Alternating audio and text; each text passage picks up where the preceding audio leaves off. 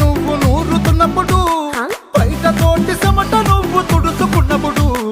దండాన నీ సొక్కారేస్తున్నప్పుడు,